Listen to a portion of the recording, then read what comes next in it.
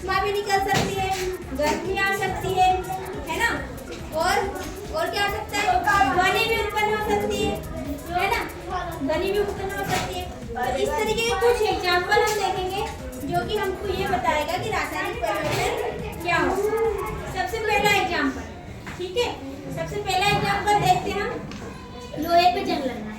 क्या होता है? लोहे पे जंग लगना। ठीक है, ये एक लोहा है, इस पे जो ये परत चढ़ गई है, ये लोहा नहीं रहा, इसके ऊपर जो परत आपको दिख रही है ये लोहा नहीं, इस पे जंग लग गया, ठीक है।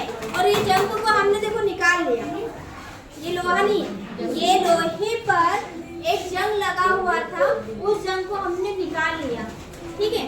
अब ये अभिक्रिया कैसे हुई, लोहे से जंग कैसे बन गया, तो उसकी अभिक्रिया हम अभी बोर्ड पे देखेंगे और समझेंगे कि लोहे पे जंग कैसा लगा और लोहे पे जंग लगना एक रासायनिक अभिक्रिया कैसे हुई, ठीक है।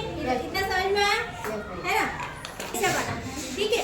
लोहा, लोहा इसका सूत्र है Fe, क्या है, लोहा, ये होता है लोहा और इसको कहते हैं आयरन, ठीक है।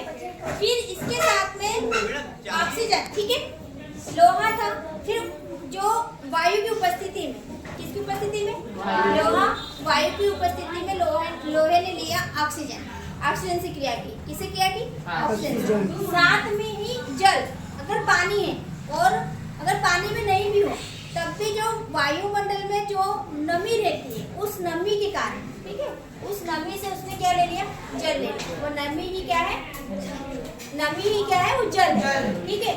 तो लोहे ने ऑक्सीजन और जल से क्रिया करके क्या बना लिया, फेरस ऑक्साइड।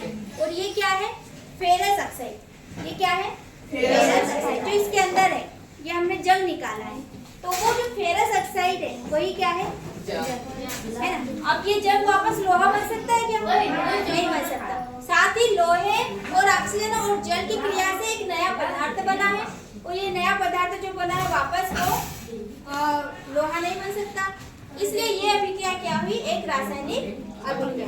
लोहे पर जंग लगना एक कौन सी अभिक्रिया हुई, रासायनिक अभिक्रिया, ठीक है। आई बात समझ में, ये है फेरस ऑक्साइड, ये लोहा नहीं है, क्या है ये, फेरस ऑक्साइड या आयरन ऑक्साइड।